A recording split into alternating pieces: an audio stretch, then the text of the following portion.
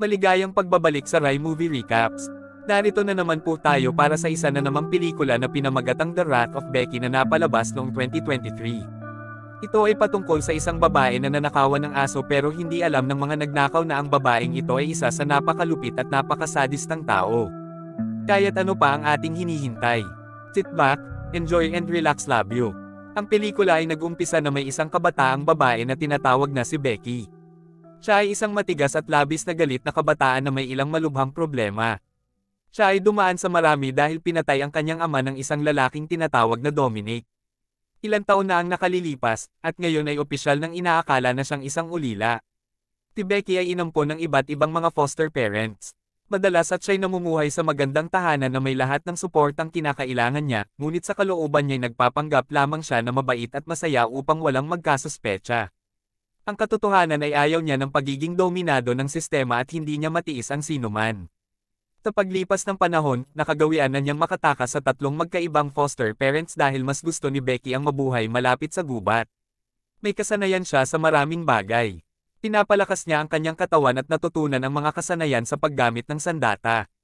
Naglagay pa siya ng mga patibong sa paligid ng kanyang lugar bilang paghahanda sa mga pangyayaring katulad ng insidente kasama ang kanyang ama. Simula noong nakaraang taon, si Becky ay nanirahan kasama ang isang matandang babae na nagngangalang Helena. Ang dahilan kung bakit gusto ni Becky na magsama sila ni Elena ay dahil pareho silang may napakasimilang personalidad. Pareho silang hindi gusto ang lahat ng tao at kinamumuhian ng mga batas at sistema na nagdidikta sa kanilang buhay. Kaya nga sila'y magkasundong mabuti na magsama para makatakas sa mga mapanghimasok na kapitbahay at sa sosyal na buhay na hindi naman nila iniinda. Kahit na kinamumuhian ni Becky ang lahat ng tao, kinakailangan pa rin niyang magtrabaho para suportahan ang kanyang sarili. Siya ay pumili na maging isang waitress sa isang restaurant kung saan madalas niyang makakatagpo ang mga nakakairitang customer. Isang araw, habang siya'y nagtatrabaho, may isang matandang lalaki na naglabas ng isang kabaliwang hiling na talagang nagalit sa kanya. Gusto niya na maging tukso ang kanyang tinapay sa teakwood na imported mula sa isang tiyak na lugar sa lalawigan ng Central Java. Ang hiling ng matandang lalaki ay sobrang kakaiba kaya't labis na nagalit si Becky ng emosyonal. Sa kanyang isipan, iniisip niyang magsira ng pinggan at maging masama sa kanya gamit ito. Alam niya na ito'y lahat sa kanyang isipan, at sa kaligayahan, wala pang ganong pangyayari na nangyari, ngunit paminsang-minsan ay nagtataka siya kung ano ang maaaring niyang gawin kung walang mga batas sa bansa noong mga nakaraang panahon. Tuwing umuwi sila, palaging nag-uusap sina Becky at Alano halos bawat gabi. Nag-usap sila tungkol sa maraming bagay at isa sa mga paksang nabanggit ay ang matinding pagtatanggol ni Becky sa kanyang sarili na nagresulta sa pagkamatay ni Dominic at ng kanyang mga kaibigan 2 taon na ang nakakaraan. Noong panahong iyon, nagtaka si Elena kung maaaring isang psychopath si Becky dahil tila hindi makatarungan para sa isang 13 taong gulang na babae ang magkaroon ng lakas ng loob na harapin ang 4 na mga karanasang dating bilanggo sa isang laban. Sinabi ni Becky na ginawa lamang niya ang kailangang gawin. Sa kabila ng kung siya isang psychopath o hindi, ang kanyang marahas na mga aksyon ay pinapag-drive ng kanyang pagnanasa para sa paghihiganti sa kamatayan ng kanyang ama. Kamakailan lang, narinig nila sa radyo ang balitang nagpapakabahala tungkol sa isang organisasyon sa komunidad na nagiging sanhi ng problema para sa mga residente. Tinatawag nila ang kanilang sarili bilang The NM Group na nangangahulugang nobleman. Ang nakakabahalang grupo ay sangkot sa maraming kaso ng karahasan at pinsala. Nakakalungkot, hindi pa nakakalikom ng sapat na ebidensya ang mga awtoridad upang magkaroon ng kaso laban sa alinman sa kanilang mga miyembro. Kinabukasan, sa pagkakataon, 3 miyembro ng marangal naman group ang dumating sa restaurant kung saan nagtatrabaho si Becky para kumain ng tanghalian. Ang 3 lalaking ito ay sina Anthony, DJ, at Sean. Agad nitong pagpasok, nagpakita ng masama ang ugali si DJ, iniisip na si Becky ay tulad lamang ng ibang babae na kanyang walang respetong tinatawag na mura. Iniisip pa nga ni DJ na maaaring interesado si Becky na pumunta sa hotel para sa isang masayang karanasan. Hindi nais mapag-iwanan, ipinakita rin ni Anthony ang isang bastos na ugali kay Becky. Pinastos niya ang posisyon ni Becky bilang tagapaglingkod sa restaurant at nagbigay ng nakakadiring order ng kape.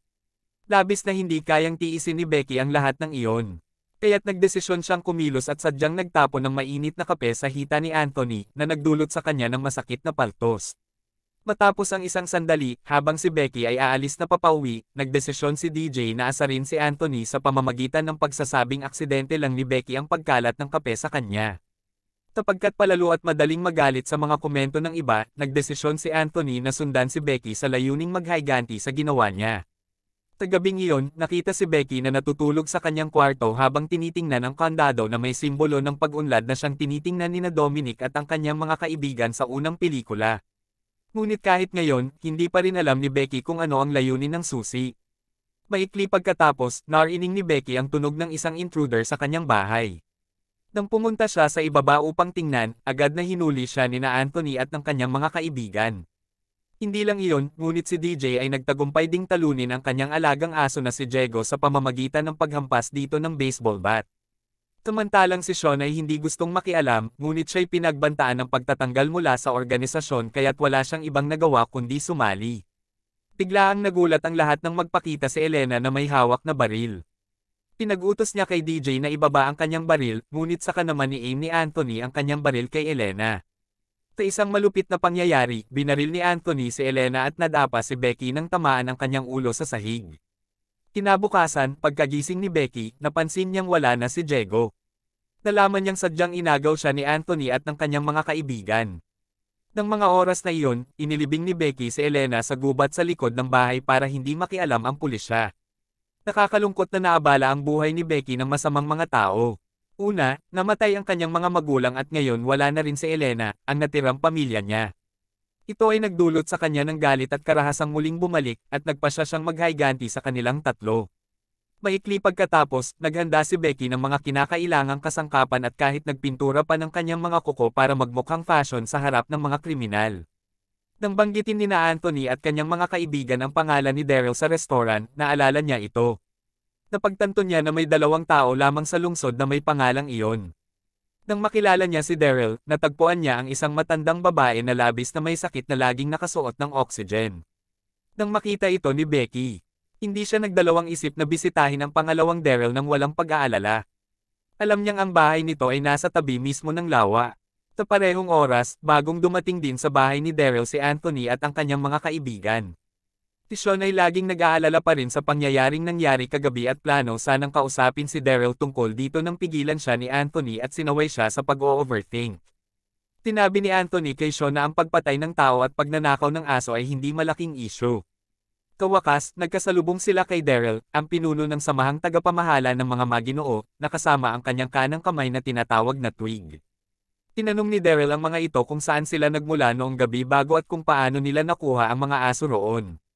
Buong kumpiyansa, ipinaliwanag ni Anthony na kinailangan nilang maghintay sa restaurant dahil pumutok ang gulong ng kanilang sasakyan. Sa di inaasahang pagkakataon, natagpuan nila ang sugatang aso sa tabi ng kalsada. Tinabi rin niya na may konsensya pa rin siya at ang kanyang pagmamalasakit sa mga hayop ang nagtulak sa kanya na alagaan ang aso. Pumasok si Becky sa personal na kwarto ni Daryl habang sila'y kumakain pa ng almusal. Nang si Becky ay naghahanap ng mahahalagang impormasyon tungkol sa kanilang lahat, bigla na lamang pumasok si Daryl at si Sean sa room ni Daryl upang pag-usapan ang isang mahalagang bagay. Lumabas na bagong miyembro si Sean ng mga maharlika at naisip ni Daryl na kailangan niyang ipaliwanag ang layunin at misyon ng organisasyon sa kanya. Sa oras na iyon, ipinakita rin ni Daryl kay Sean ang isang listahan ng mga pangalan ng mga mahalagang tao na nagpopondo sa kanilang organisasyon. Sa huli, ipinahayag ni Daryl na plano nilang isagawa ang mga demonstrasyon at pag-aaklas sa City Hall na may layuning targetin ang isang miyembro ng House of Representatives na may pangalang Hernandez, na ang mukha ay nasa maneke na estatwa sa kwarto ni Daryl. Labis na nagulat si Sean nang malaman niyang sumali siya sa isang radikal at teroristang organisasyon. Una, nais lamang niyang makilahok sa mapayapang mga demonstrasyon upang ipahayag ang kanyang mga alalahanin tungkol sa mga patakaran ng Estado. Gayunman, binalaan siya ni Daryl na papatayin niya ang sinumang traidor. Sa pakiramdam na walang lalabas na pag-asa, walang ibang naging pagpipilian si Sean kundi sundan ang sinasabi ni Daryl. Habang sila'y nakikitaan, iniwan ni Daryl ang kwarto. Paglabas niya, si Becky na nagtatago sa ilalim ng kama ay lumabas at agad na nagkuha ng litrato ng kanilang plano para sa rebelyon sa City Hall. Hindi lang yun, nagawa rin niyang nakawin ang isang flash drive na naglalaman ng mga pangalan ng mga importanteng tao na nagpopondo sa organisasyon. Tinakbo ni Becky patungong Daryl warehouse matapos ng matagumpay na pagtakas sa bahay. Sa kanyang pagkabigla, nakatagpo siya ng malaking bilang ng mga mabibigat na armas na maayos na inimbak, kasama ang mga pampasabog at gas mask na balak gamitin ni Daryl sa nalalapit na pag-aaklas sa town hall. Sa kabilang banda, nagdiriwang sina Daryl at ang iba sa tagumpay ng kanilang organisasyon nang marinig nila ang kumatok sa pinto ni Daryl. Nang buksan ni Daryl ang pinto, nakita nila ang isang nagriring na cellphone na nagpapanggap na kay Becky ito. Ito'y nagdulot ng takot kay Sean, Anthony, at DJ Panic. Tauna, sinubukan ni na DJ at Anthony na itago ang katotohanan ngunit pinilit ni Sean na maging tapat. Sa huli, inamin ni Anthony na kagabi pinatay nila ang isang matandang babae at kinuha ang aso na pag-aari ng isang batang babae na tinatawag na si Becky. Upang maiwasang lalong magalit si Daryl, pumayag si Anthony na makipagkita kay Becky at ibalik ng mapayapa ang kanyang aso na si Diego. Sa sandaling iyon, si Becky na matagal nang nagtatago sa likod ng puno ay niloko si Anthony patungo sa gubat. Nahulog siya sa isang patibong na hukay na ginawa ni Becky gamit ang bulldozer. Unay iniisip ni Becky na madali na lamang patayin si Anthony sa pamamagitan ng pagbaril sa kanya ngunit naisip niyang mas kagiliw-giliw na gamitin ang isang marahas na paraan ng hindi direktang patayin ito.